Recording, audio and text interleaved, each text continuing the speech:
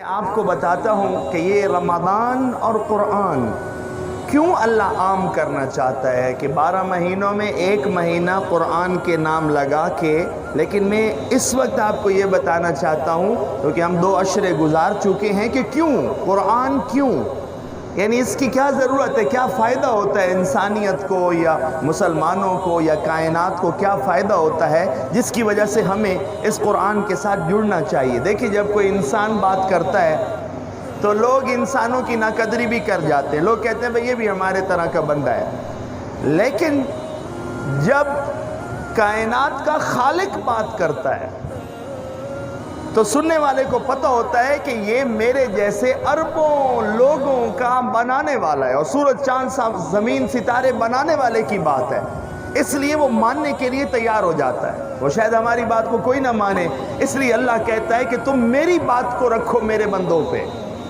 اسی میں تمہارے لیے میں خیر کے پہلو نکال دوں گا۔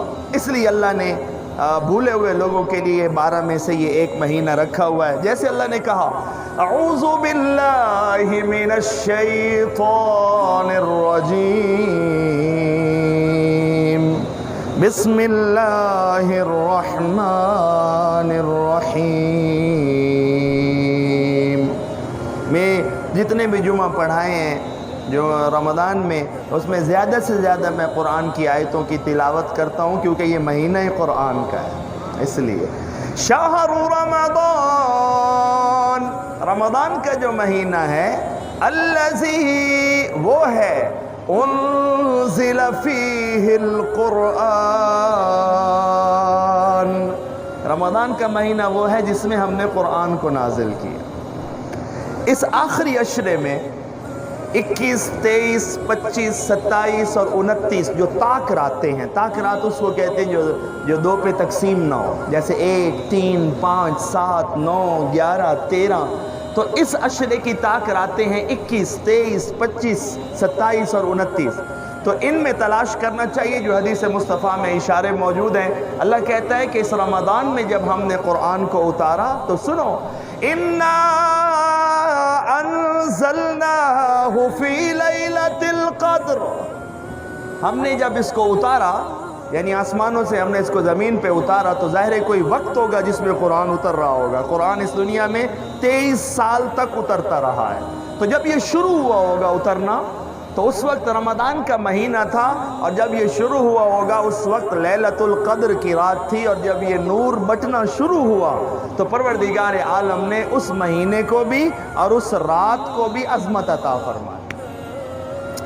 اس لیے رمضان کو، لیلۃ القدر کو، آخری عشرے کی ان راتوں میں تلاش کرنا چاہیے۔ اللہ نے کیا کہا کہ اگر تمہیں وہ رات مل گئی تو سنو، لیلۃ القدر خیر من 1000 شہر، یہ اگر میں نے اس 10 دنوں میں نہیں پڑھنی تو کب پڑھنی ہے؟ یعنی یہ آیتیں اگر آپ نے اس ہفتے میں اور اس 10 دنوں میں نہیں سننی تو کب سننی ہے؟ یہ تو اس کا دن ہے، یہ تو ان کے عروج کے ایام ہیں۔ اِنَّا انزلناہ فی لیلۃ القدر، ہم نے اس نور کو، اس قرآن مجید کو ایک بہت قدر والی رات کے اندر نازل فرمایا۔ وَمَا أَدْرَاكَ مَا لَيْلَةُ الْقَدْرِ، ہاں تم کیا جانو کہ لیلۃ القدر کیا ہے، تمہیں کیا پتا کہ لیلۃ القدر کیا ہے؟ اللہ کہتے ہیں تمہارے لیے تو راتیں راتیں ہی ہوتی ہیں۔ وَمَا أَدْرَاكَ مَا لَيْلَةُ الْقَدْرِ، تمہیں کیا پتا کہ لیلۃ القدر کیا ہے؟ آؤ میں تمہیں بتاتا ہوں۔ لیلۃ القدر خیر من 1000 شہر، اگر تمہیں یہ رات مل گئی تو راتیں ساری ہم نے بنائی ہیں، پر اس رات کو بھی ہم ہی عظمت دے کے کہہ رہے ہیں کہ یہ رات اگر تمہیں مل گئی تو تمہیں 1000 مہینوں کی عبادت کا ثواب دلوا کے جائے گی۔ کمال ہو گیا۔ کوئی لوگ پوچھتے ہیں جی شارٹ کٹ بتائیں، اس سے بہتر شارٹ کٹ کیا ہے؟ کوئی کہتے ہیں جی بتائیں کہ کیسے؟ یہ ان دنوں میں نہیں پڑھے، ہر بچے بچی نوجوان بوڑھے کے لبوں پہ لیلۃ القدر کا ترانہ ہونا چاہیے، ہمیں اس کی تلاوت کرنی چاہیے گھروں میں اٹھتے بیٹھتے، تاکہ آپ کے اور میرے اس ترانے کو سن سن کے، کیونکہ جو انسان ہے یہ ترانے سن کے متوجہ ہوتے ہیں، تو ہو سکتا ہے کوئی ہمت کر کے اس رات میں اٹھ بیٹھے اور اپنے رب سے جہنم کی نجات کا پروانہ وصول کر۔ اللہ اپنے قول کا سچا ہے۔ رات رات ہوتی ہے، کئیوں میں آپ سو جاتے ہیں، کئیوں میں آپ جاگتے ہیں۔ قرآن شاہد ہے، گواہ کھڑا ہے، اگر اللہ کہہ رہا ہے تو وہ کر گزرے گا۔ اگر وہ کہہ رہا ہے کہ میں تمہیں اس میں 1000 مہینے، اگر 1000 مہینے کو آپ جمع تفریق کریں تو تقریباً 83 سال بنتے ہیں، تقریباً 83 سال ہی انسان کی زندگی ہوتی ہے۔ رب کہتا ہے میں 83 سال کی عبادت کی جو تمہاری راتیں ہیں اس کا اجر اور ثواب تمہیں دوں گا۔ 83 سال کی عبادت کا اجر میں تمہیں عطا کروں گا۔ اللہ اپنے قول کا، ہم نے تو نہیں کہا تھا کہ ایک رات کو یوں عظمت والا بنا دو، ہم نے تو نہیں کہا تھا کہ جو قرآن تم نے اتارا ہے اس میں 114 سورتوں میں سے ایک سورت صرف اسی رات کے قصیدوں میں رکھ دو، لیکن اس نے رکھ دی ہے۔ آپ اس وقت مجھے نہیں سن رہے، اور میں جب عربی کا قرآن پڑھ رہا ہوں تو نہ لفظ میرے نہ رات میری، یہ ہیں اصل میں نور کی باتیں سیکھنے والی۔ ہم نے تو نہیں کہا تھا، یہ آپ نے مانا ہوا ہے۔ اگر 114 میں سے اس رات کی قدر اور عظمت کا ترانہ بھی آپ انکار کر دیں، اللہ کا انکار، فرشتوں کا انکار، نبیوں کا انکار، قرآن، اگر آپ اس سورت اور لیلۃ القدر کا بھی انکار کر دیں تو آپ جنت میں نہیں جا سکتے، کیونکہ قرآن کا حصہ ہے۔ 114 میں سے ایک پورا باب کیوں نہ باندھے وہ رب یہ باب، کیونکہ وہ آپ کو اور مجھے بخشنا چاہتا ہے۔ کیوں نہ رکھے وہ ایک پورا چیپٹر، کیونکہ اس نے میرے لیے اور آپ کے لیے یہ شارٹ کٹ رکھا ہوا ہے۔ کیوں نہ وہ رحمان اور رحیم ہے تو یہی اس کی رحمت کے انداز ہے۔ کہتے ہیں کہ اگر رمضان المبارک کے اس آخری عشرے میں کوئی بھولا ہوا شخص بھی جو ہے، کوئی سارے سال کا غافل شخص بھی جو ہے، وہ مسلمانوں کی عبادات کو دیکھ کے کہے کہ یار یہ ان سب کو کیا ہو گیا ہے، جو سارا سال نماز نہیں پڑھتا اس نے روزہ کیا رکھنا ہے، جو کبھی اللہ رسول کے نام کی اس کو فرصت نہیں ملتی۔ آپ تو بہت اچھے لوگ ہیں، آپ تو نیک ہیں جن کو اللہ روزانہ اپنے گھروں میں آنے کا موقع دیتا ہے، لیکن جب رمضان میں آپ کھانا پینا بھی بند کر دیتے ہیں اور نظام بھی الٹ پلٹ ہو جاتا ہے، اور جس دنیا دار کو سب کچھ کھانے کو دن میں ملتا تھا اس میں بھی جو بیچنے والا ہے وہ تھوڑا پردہ رکھ رہا ہوتا ہے، ہوٹل بھی جو ہے آگے تھوڑا سا پردہ رکھ کے کہتے ہیں صرف مسافروں کے لیے ملے گا، تو وہ سوچ میں پڑ جاتا ہے غافل کہ یہ کیا ہو گیا مسلمانوں کو، تو پہلے ہفتے میں اگنور کرے گا، دوسرے عشرے میں نظر انداز کرے گا، لیکن جب 20 دن تک دنیا یوں ہی کرتی رہتی ہے اور مسلمان یوں کرتے ہیں تو اس کا 21ویں 22ویں دن جا کے دل کرتا ہے کہ کیوں نہ اس نور کے دریا میں سے میں بھی کچھ وصول کر لوں، اور وہ بھی حاضری بھرنے کے لیے تیار ہو جاتا۔ اور یہ آخری 10 دن خصوصاً اللہ کی رحمت کا بھرپور اظہار ہے۔ دیکھیں جو پہلے دن سے مسجد میں آتا ہے، اللہ کہتا ہے وہ تو میرے خزانے لوٹ کے لے گیا، لیکن وہ رحمان یہ کہہ رہا ہے کہ جو 20 دن تک نہیں آ سکا وہ اگر اب بھی چلا آئے تو میں نے تو اس آخری عشرے میں لیلۃ القدر رکھی ہوئی ہے، ان کی تسبیحات اور قرآن کی تلاوت کے صدقے اب اگر ان کے لڑ لگ کے، ان کے نیڑے ہو کے، ان کے نزدیک ہو کے، ان کو دیکھ کے کوئی غافل بھی اگر 10 دنوں میں آ جائے گا تو مجھ رب کا وعدہ رہ گیا، ایک رات اگر نکالے گا میں 1000 مہینے کی عبادت کا ثواب دوں۔ اتقم من النار، آگ سے نجات کا پروانہ۔ اس سے پچھلی زندگی پہ جس کو لیلۃ القدر مل گئی، یہ اس کا رجوع ہے جو قبول ہو گیا۔ جو بندہ اللہ کے لیے رات نکالنے کو تیار ہو جائے، اس کا مطلب ہے اس نے اللہ کو مان لیا، اس نے سجدے کو مان لیا، اس نے قرآن کی تلاوت اور عظمت کو جان لیا۔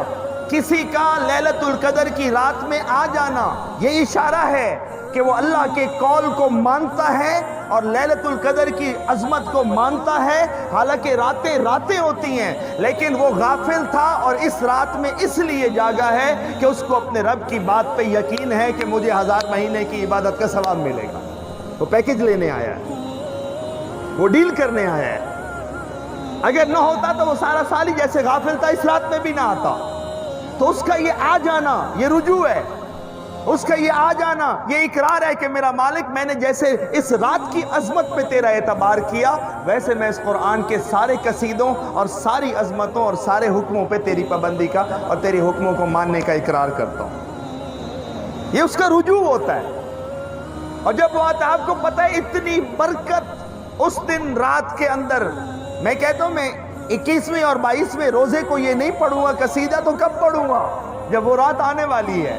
اتنی برکت دنیا پہ نازل ہوتی ہے کہ وہاں پہ اللہ کہہ رہا ہے، اب ہم نے تو نہیں کہا تھا کہ اوپر کیا ہوگا، لیکن اللہ کہہ رہا ہے کہ یہ جب رات آتی ہے، تنزل الملائکۃ والروح فیہا بإذن ربہم، اس رات میں فرشتے، ملائکہ اور ارواح، روحیں، اور ایک حدیث میں ہے کہ روح الامین یعنی آسمانوں سے قرآن کو لانے والا جبرائیل، وہ اللہ سے اجازت لے کے دنیا پہ آتے ہیں کہ یا اللہ آج ہمیں دنیا پہ اپنے کاموں کو چھوڑ کے اجازت دی جائے کہ ہم تیری برکتوں کو وہاں جا کے وصول کریں۔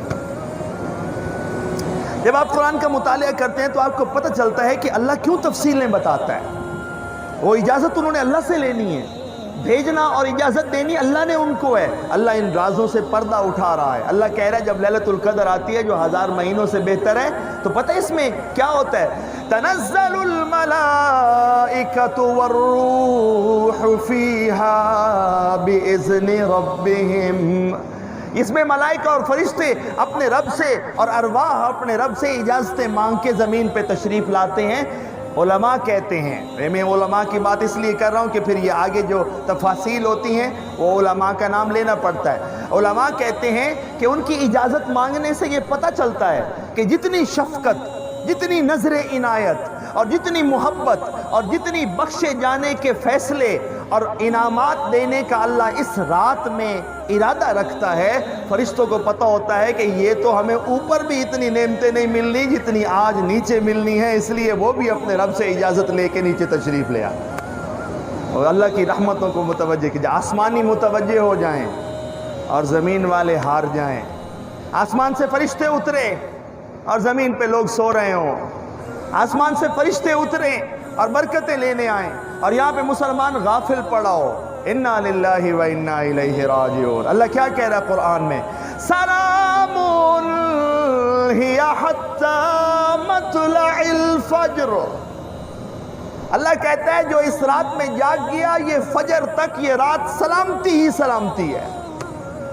یہاں سلامتی سے مراد ہے کہ تم جہنم کے انگاروں سے بھی بچ گئے، اور اگر اس رات میں تم یہاں بیٹھے رہے تو علماء کا ایک نظریہ اور تصور یہ بھی ہے کہ اس کا مطلب ہے کہ اس رات کی برکتیں اگر اللہ نے تمہیں عطا فرمائیں تو اگر پورے اگلے سال میں جو تمہاری زندگی ہے اس میں بھی اللہ تمہیں سلامتیاں عطا فرمائے گا۔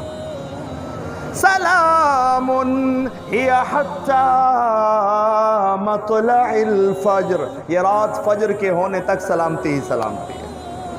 سبحان اللہ، یا رب کریم انت المستعان، سبحان اللہ العظیم۔ یہ ہیں رب کے فیصلے جو میں آپ کو سنا رہا تھا۔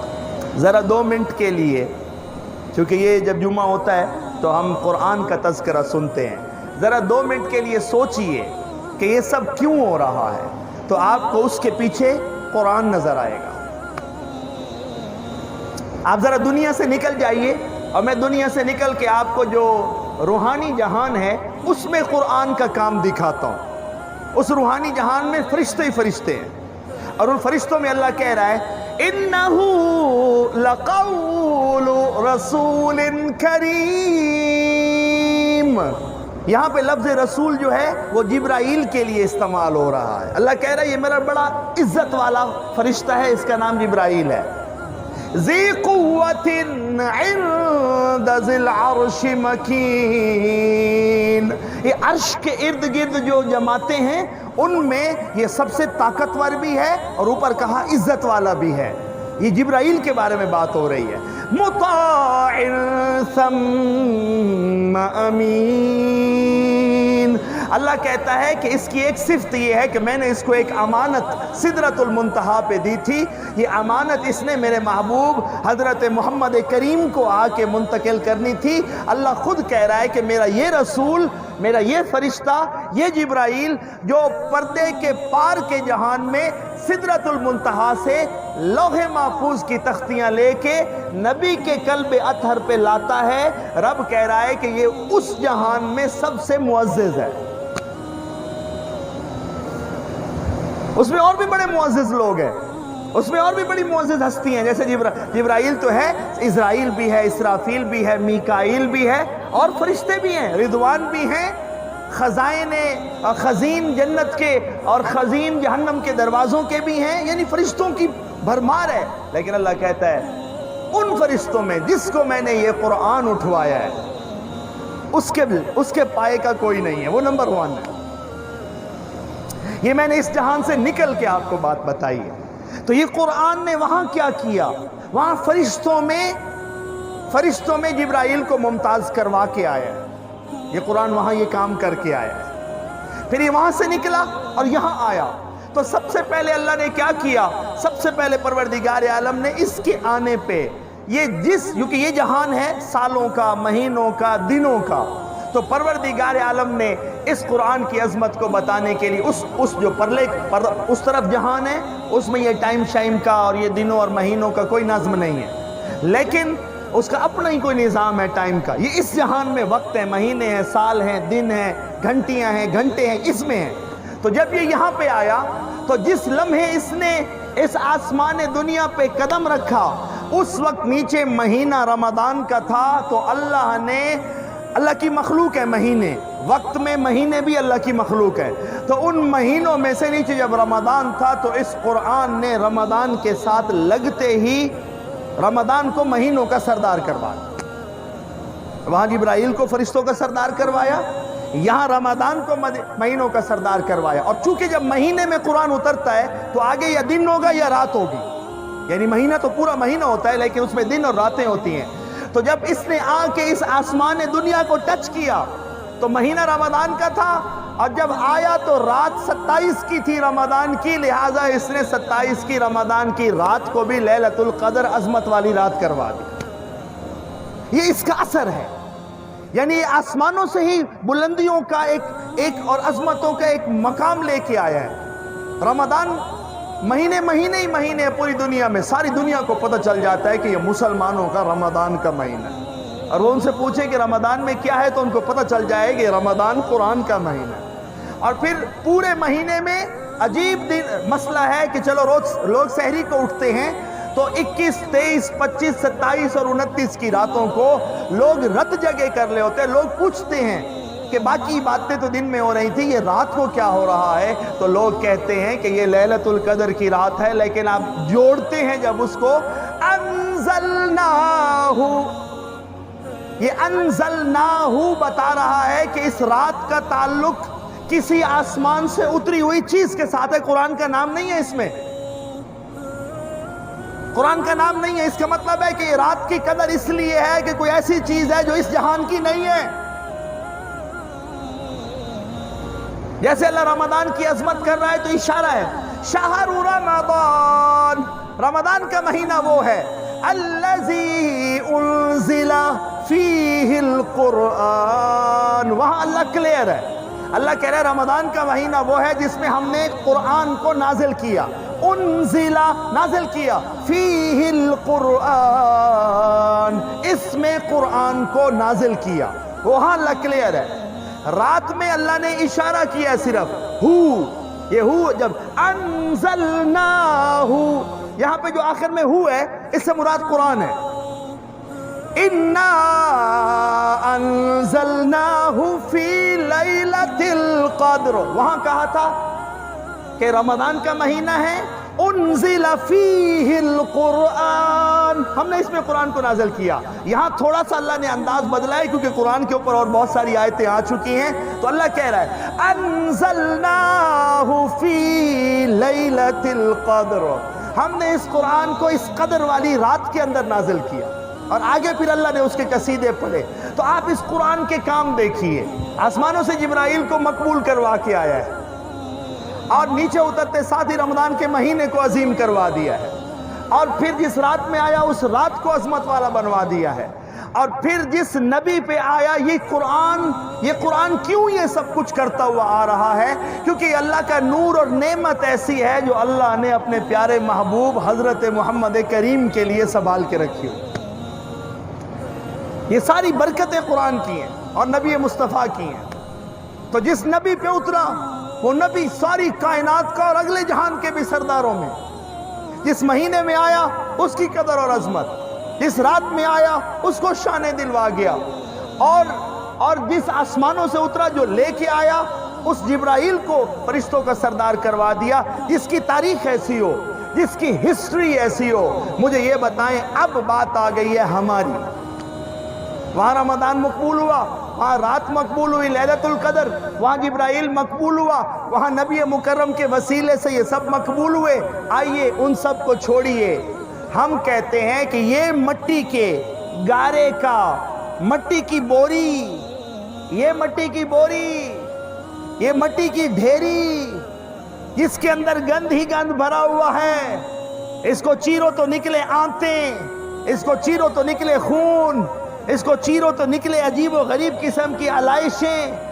اس مٹی کی بوری کو جو مہینوں کو عظمتیں دلوا کے آیا، جو راتوں کو شان والا کروا کے آیا، جو فرشتوں میں جبرائیل کو عظمتوں والا کروا کے آیا، اس نے اور جہاں پہ اترا اس مکے اور مدینے، قرآن مکے اور مدینے پہ اترا ہے صرف. میرے مالک نے کہا یہ جس مٹی پہ آ کے اترا ہے یہ اس مٹی کو بھی قیامت تک عظمتوں والا کرے. آپ دیکھیے میں آپ کو خوبصورت بات بتا دوں، ہمارے نبی نے شام کا بھی سفر کیا، یعنی آپ شام بھی تشریف لے گئے تھے. اور ہمارے رسول مکرم نے مکہ مدینے سے باہر کبھی سفر نہیں کیا، طائف تک گئے، ورنہ وہی شام والا سفر تھا ایک سفر جو آپ نے، ورنہ آپ انہی علاقوں میں ہی اپنی زندگی گزاری ہے. تو آپ یہ دیکھیے کہ یہ مکے اور جہاں جہاں رسول گئے اور وہاں پہ قرآن اترا تو پروردگار عالم نے قیامت تک کے لیے اس زمین کے مٹی کے ٹکڑے کو بھی ایسا خوبصورت اور انوار والا بنا دیا کہ وہ مٹی کا ٹکڑا بھی ہمارے سینوں میں بستا ہے. اور آئیے میں آپ کو ایک بزرگوں کی خوبصورت بات بتاتا ہوں. وہ کہتے ہیں مکہ اور مدینہ میں آج کے دور کی بات نہیں کر رہے، اللہ نے جو ظاہری ہم جسے حسن کہتے ہیں، ویسے تو اللہ کی ہر چیز بڑی حسین ہے، ظاہری حسن جیسے دریا ہو، سمندر ہو، پتے ہو، سبزہ ہو، تو پروردگار عالم نے مکہ اور مدینہ کی زرزمین میں اتنا ظاہری حسن نہیں رکھا. پہاڑ خشک ہیں، ان کے اوپر سبزہ نہیں ہے، ریتلے میدان ہیں. اور بزرگ کہتے ہیں کہ اللہ کی حکمتوں کو سلام ہے کہ پوری دنیا میں سب سے قیمتی ترین خطہ اس دنیا پہ جنت نما، اور جنت سے بھی افضل آپ کو پتہ ہے ہمارے ایمان کا حصہ ہے کہ مدینہ شریف میں زمین کا وہ ٹکڑا جس نے نبی مکرم کے جسم اطہر کو چھوا ہوا ہے، اور مدینہ طیبہ میں وہ ٹکڑا جس کو آپ کے اور میرے رسول کے جسم کو رکھنے کا اور ساتھ کا شرف حاصل ہوا ہے. ہمارے ایمان کا حصہ ہے کہ وہ ٹکڑا جنت سے بھی اعلیٰ ہے، کیونکہ اس میں جنتوں کے سودا کروانے والے کائنات کے رحمت للعالمین نے اپنے قیام کو رکھا ہوا ہے. یعنی مدینہ طیبہ بہت بڑا ہے، اور میرے رسول نے مکہ اور مدینہ میں اپنے ہاتھوں سے اینٹیں رکھ کے، نشان پتھر رکھ کے کہا چاروں طرف سے جب آپ مکہ اور مدینہ جائیں اللہ آپ کو اور مجھے بار بار وہاں پہ لے کے جائے، اور اس کو ہمیشہ پوری کائنات کے ایمان والوں کے لیے کھلا رکھے، اور اس کی رحمت اور برکتوں سے پورے کائنات پہ اپنا فضل پڑھائے. تو آپ نے پتھر رکھے. آج وہاں حکومتوں نے بڑے بڑے پلر بنا دیے ہیں، تو آپ نے پتھر رکھ کے یہ بتایا کہ یہ مدینہ طیبہ اور یہ مکہ المکرمہ کے علاقے ہیں جہاں پہ فتنے نہیں داخل ہو سکیں گے، جہاں دجال نہیں آ سکے گا، جہاں زلزلوں کو اجازت نہیں ہے گھسنے کی، جہاں پوری دنیا کو امن اور امان اور اس کا اللہ نے وعدہ کیا ہوا ہے. ان خطوں پہ آپ نے پتھر رکھ کے نشاندہی کی، لیکن وہ بہت بڑا علاقہ ہے، کئی کلومیٹر پہ ہے. لیکن میں اس خطے کی بات کر رہا ہوں جس نے نبی کے جسم کو چھوا ہوا ہے. وہ جسم اطہر جو ہے وہ کائنات کی سب سے قیمتی ترین جگہ ہے. لیکن آپ کو میں بتا رہا تھا کہ یہ قرآن وہاں اترا مکے اور مدینے میں، تو ان دو جو مکے اور مدینے کی زمینیں ہیں پوری کائنات مل کے بھی ان کی عظمت کا مقابلہ نہیں کر سکتی. یہ وہاں بھی عظمتیں دلوا کے آیا. آئیے اب بات کرتے ہیں. جبرائیل کو تو عظمت مل گئی, ٹھیک ہے جی میں خوش ہو گیا, پر وہ تو جبرائیل ہے. رمضان کو عظمت مل گئی, میں نے جھوم لیا, وہ تو رمضان ہے. لیلۃ القدر افضل ہو گئی, میں نے سنا اور جھوم لیا, لیکن وہ تو رات ہے. مکہ اور مدینہ افضل ہو گئے تو وہ تو زمین کے ٹکڑے ہیں, ان کو اللہ نے بخت عطا دیے. مجھے تو میری فکر ہے, یا اللہ یہ جو مٹی کی بوری ہے, یا اللہ یہ جو خاک کا ڈھیر ہے, اس کا کیا ہوگا؟ نقطہ یہ ہے, میں ساروں کے قصیدے پڑھ کے خوش ہوں گا کیا؟ یا اللہ مجھے بتایا جائے, مجھے بتایا جائے کہ یہ قرآن میرے ساتھ کیا کرے گا. جبرائیل تیرا سب سے پیارا, وہ تو جبرائیل ہے, ہوگا پیارا, ہے پیارا, ہو گیا پیارا. سارے فرشتے اس کی قدر کرتے ہیں, نبیوں نے اس کا استقبال کیا. جی بسم اللہ. رمضان تیرا پیارا ہے, اس کے قصیدے پڑھے جا رہے ہیں. لیلۃ القدر تجھے پیاری ہے, ساری دنیا اس کی دیوانی ہے. مکہ مدینہ تجھے پیارے تھے, اس قرآن کے ذریعے تو نے ان کو بخت عطا فرمایا. ساری دنیا وہاں تڑپ رہی ہے پہنچنے کے لیے, اور لاکھوں روپے وار کے ان خطوں میں جا کے صرف زیارتیں کر کے آتی ہے. مجھے بتاؤ میرا مالک, میں تیرے اس قرآن سے کیا پاؤں گا؟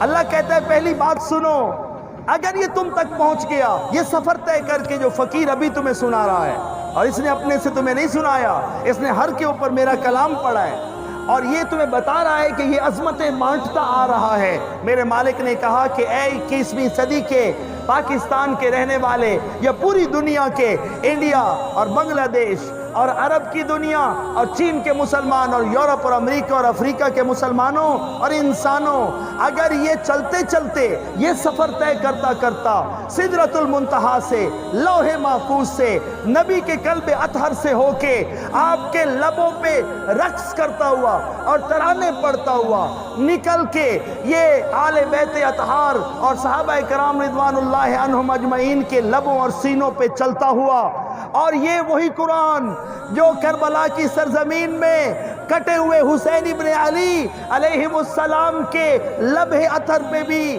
کٹے ہوئے سر کے ساتھ بھی یہ ترانہ چلتا چلتا, اور اولیاء کرام اور حفاظ عظام اور قراء کے ساتھ چلتا چلتا اگر تمہاری مجلس تک پہنچ گیا. یہ ابھی تک میں نے اس کا سفر سنایا ہے, اس سفر کا ہم سے تعلق نہیں ہے, یہ سفر وہاں طے ہوا ہے, کچھ اس دنیا سے پیچھے, کچھ اس دنیا پہ 1400 سال ہو گئے. لیکن میرا مالک کہہ رہا ہے کہ میں تمہیں اس کی ہسٹری اس لیے سنا رہا ہوں, میں تمہیں اس کی تاریخ اس لیے بتا رہا ہوں کہ یہ آیا ہی عظمت دلوانے ہے.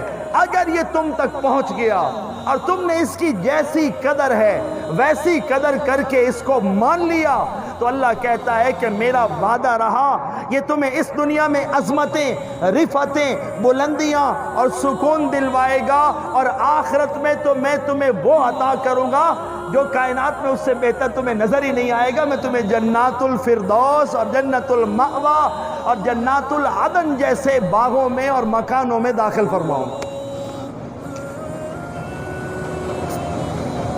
یہ تھا اس قرآن کا سفر. اس لیے میں رمضان مقدس کے مہینے میں قرآن کے ترانے کو پڑھتا ہوں.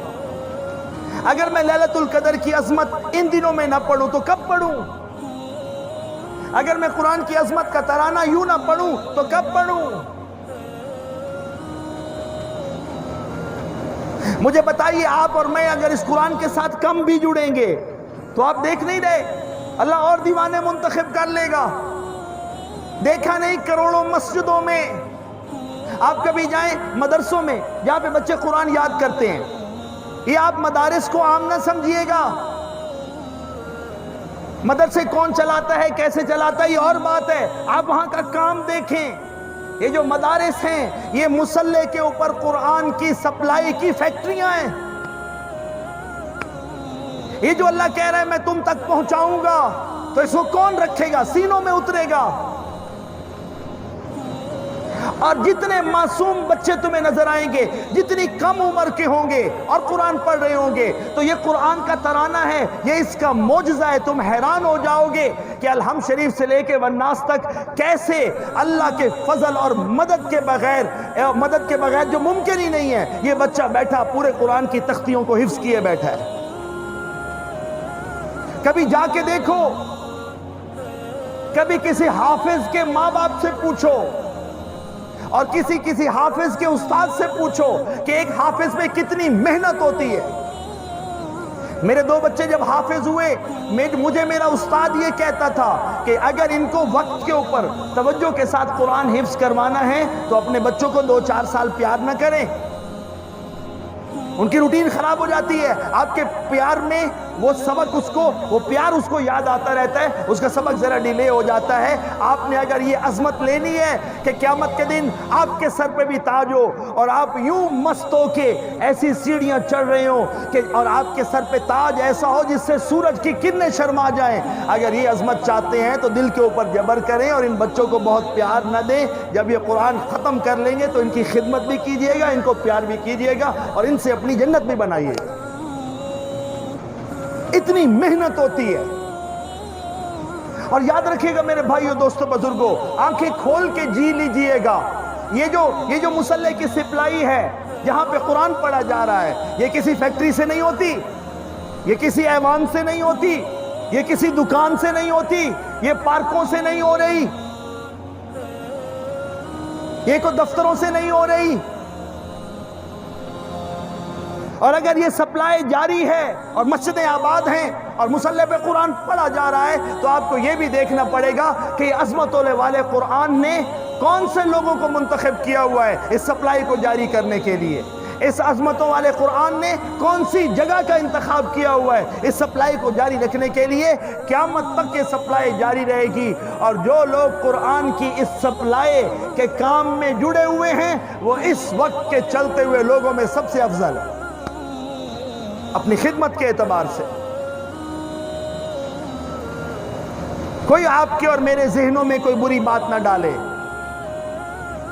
ہر وہ جگہ جہاں پہ اللہ کا قرآن پڑھا جا رہا ہے اور قرآن سینوں میں منتقل کروا کے تاکہ اگلی نسلوں تک چلے، یہ قرآن کی اس آیت کی تفسیر ہے۔ کون سی آیت؟ اِنَّا نَحْنُ نَزَّلْنَا الذِّكْرَ، اس قرآن کو ہم نے نازل کیا ہے، لیکن اگلا ٹکڑا بڑا اہم ہے، وَإِنَّا لَهُ لَحَافِظُونَ۔ سنو، اس کو ہم نے نازل کیا ہے اور ہم ہی اس کی حفاظت کریں گے۔ یہ قرآن کا مہینہ ہے، اس لیے میں آپ کو بتانا چاہتا ہوں اس کی حفاظت کہاں پہ ہو رہی ہے؟ دکان پہ نہیں، اس کی حفاظت کہاں ہو رہی ہے؟ مکان میں۔ وہاں تو پڑھا ہی نہیں جاتا، وہاں مکانوں میں اوپر پڑا ہوا ہے، اس کے غلاف کے اوپر مٹی اٹی ہوئی ہے۔ اس کی حفاظت کہاں ہو رہی ہے؟ دفتروں میں۔ اس کی حفاظت کہاں ہو رہی ہے؟ پارکوں میں۔ اس کی حفاظت کہاں ہو رہی ہے؟ ایوانوں میں۔ وہاں تو لوگوں کو صحیح طریقے سے اس کی ایک صورت نہیں پڑھنی آتی۔ مجھے جگہ بتاؤ روڈوں پہ، آپ کو اور مجھے دل سے فیصلہ کرنا پڑے گا۔ یہ کوئی اتنی بڑی بات نہیں ہے کہ آپ کی اور مجھے سمجھ نہ آئے۔ میں بھی اسی دنیا میں چل رہا ہوں، میں نے کسی پارک میں قرآن کی حفاظت کا سامان نہیں دیکھا۔ میں گھروں میں جاتا ہوں، دل روتا ہے، قرآن سے گھر ویران ہیں، قرآن نہیں پڑھا جا رہا، منتیں کی جاتی ہیں کہ اس کو پڑھاؤ۔ بازاروں میں اس کا نام نہیں ہے، فیکٹریوں میں اس کا کام کوئی نہیں چل رہا، تو پھر یہ کہاں ہے؟ یاد رکھیے گا، اگر یہ قرآن کی باقی عظمتیں مان رہے ہیں تو یاد رکھیے گا جہاں یہ قرآن کی سپلائی مینٹین ہو رہی ہے وہی خطہ پوری دنیا میں آج بھی رحمتوں اور برکتوں کا مرکز ہے، اور اسی کے صدقے سے اللہ پاک نے اس دنیا کے اوپر اپنی رحمتوں کا نزول رکھا ہوا۔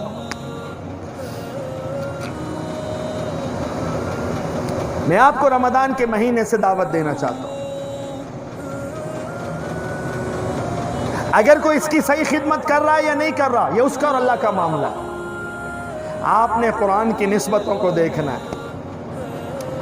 الحمدللہ یہ جس خطے پہ آپ آتے ہیں نماز پڑھنے کے لیے، یہ میرے دادا جی رحمت اللہ تعالی علیہ نے 1944 کے اندر اسی قرآن کی خدمت کے لیے منتخب کیا، مدینۃ الاولیاء کے دل میں، یہاں پہ اپنی جیب سے جگہ خریدی، اور وہاں پہ جس جگہ پہ آپ تشریف فرما ہیں، یہ انہی بزرگوں کو خوش قسمتی کی بات ہے، میں قدرتی طور پہ ان کا پوتا ہوں، لیکن صرف پوتا ہونا ہی میرا بخت نہیں ہے، میں ان کے مشن کا تعارف کروا رہا ہوں، کیونکہ ہر بچہ کسی نہ کسی کا پوتا ہوتا ہے اور تمام انسان عظمت والے ہوتے ہیں۔ لیکن میں یہ بتانا چاہ رہا تھا کہ یہ جو خطہ ہے، تقریباً 3 کنال جگہ تھی، تو یہ جو جگہ ہے وہ ان بزرگوں نے اس قرآن کی ترانے کو اگلی آنے والی نسلوں تک پھیلانے کے لیے منتخب فرمائی، اور صرف ایک نہیں، ایسے 55 اور چھوٹے چھوٹے جو یونٹ ہیں وہ مختلف علاقوں میں جہاں آبادیاں تھیں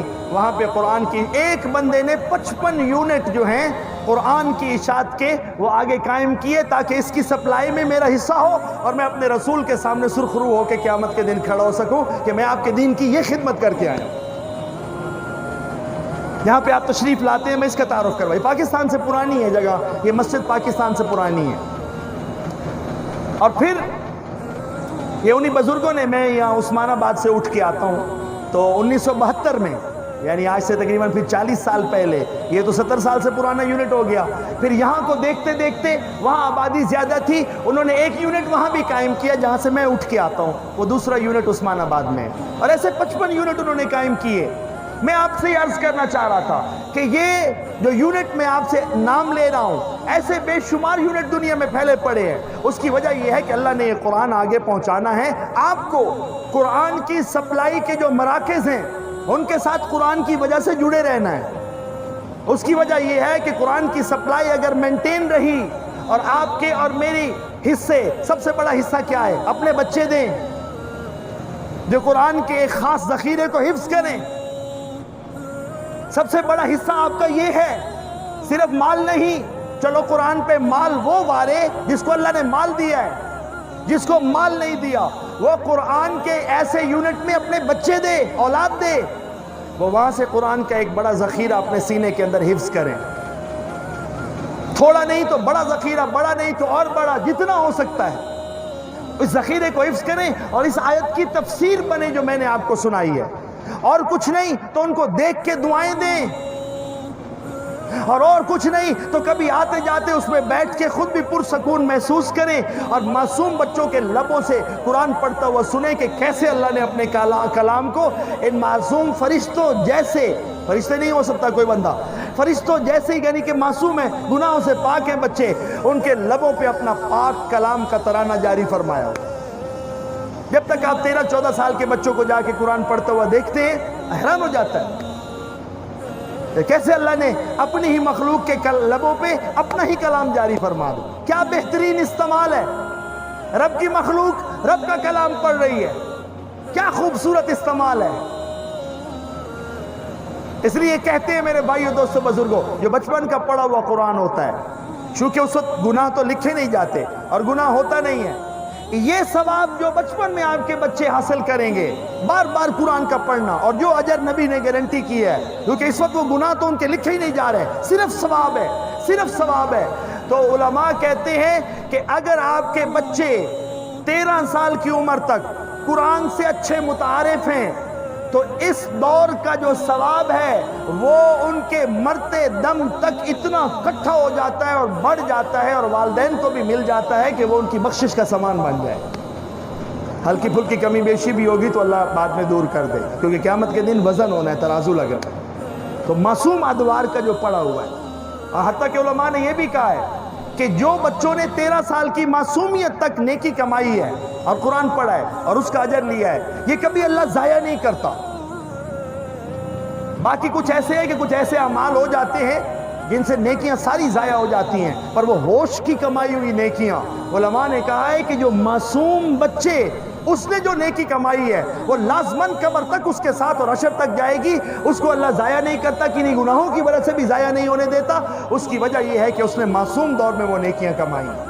اس لیے میں آپ سے عرض کرتا ہوں، آج کے اس قرآن کی آخری بات کر کے پھر ہم انشاءاللہ رخصت۔ آج میں نے قرآن کا قصیدہ پڑھا آپ کے سامنے، اور آخر میں آپ کے سامنے یہ معاملہ رکھا کہ بے شک جو دنیا ہے یہ کبھی کبھی یہ قرآن کے پڑھنے والی جگہ کا نام مدرسہ رکھ دیا گیا ہے.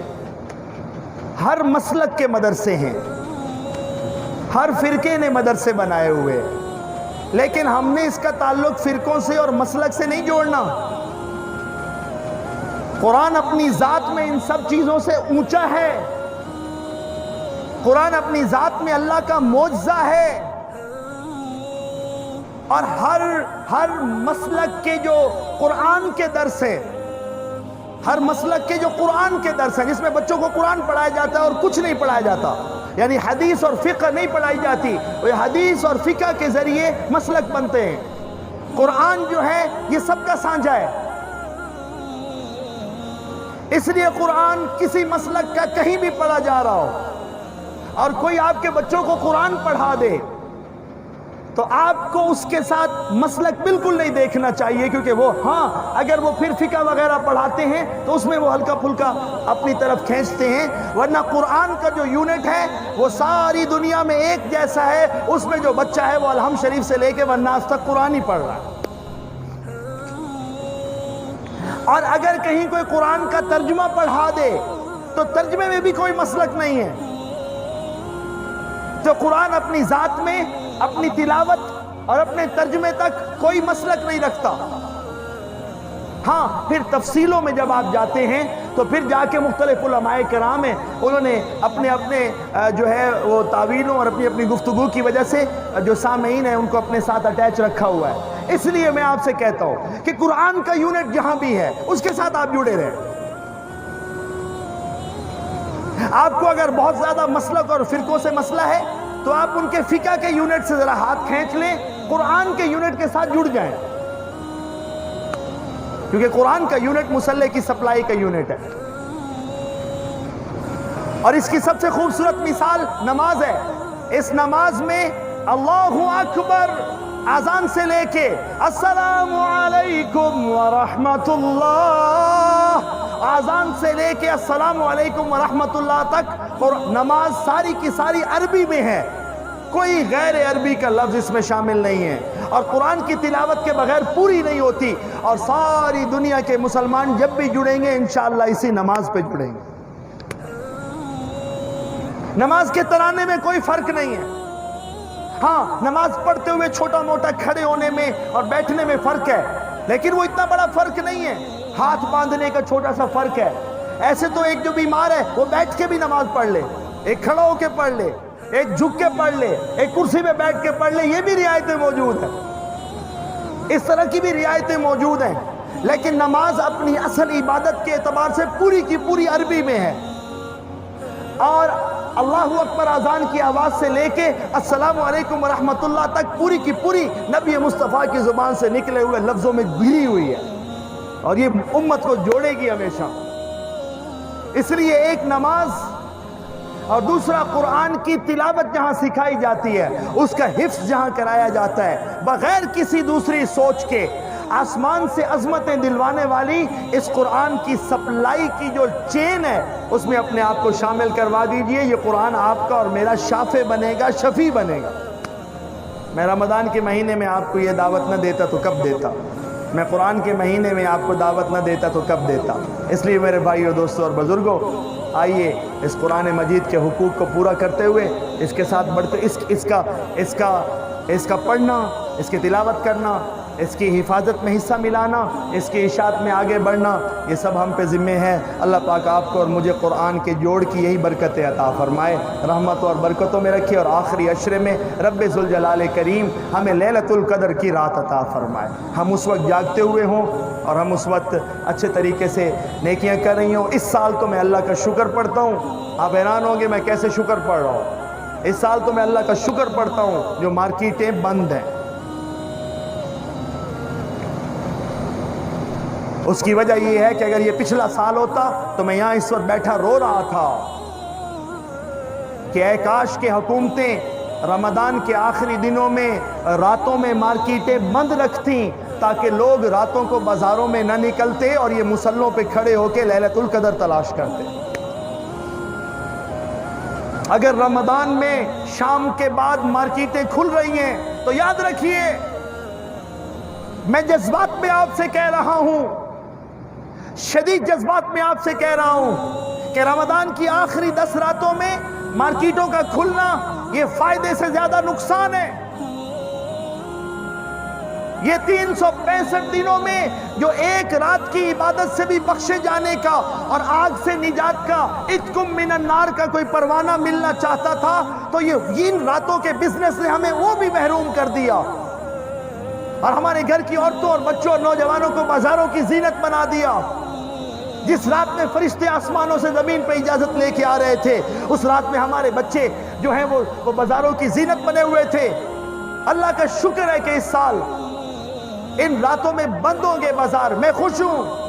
اس کی وجہ ہے کہ مجھے پتہ ہے کہ بھولے بسرے چند لوگوں کو لازماً ان راتوں میں لیلۃ القدر نصیب ہو جائے گی۔ نبی ان راتوں میں، سنیے کس طرح اپوزٹ ہے کام، نبی ان راتوں میں لیلۃ القدر کو تلاش کرنے کے لیے اعتکاف کی دعوت دیتے تھے، بھئی گھر بھی چھوڑ دو، مسجد میں آ جاؤ۔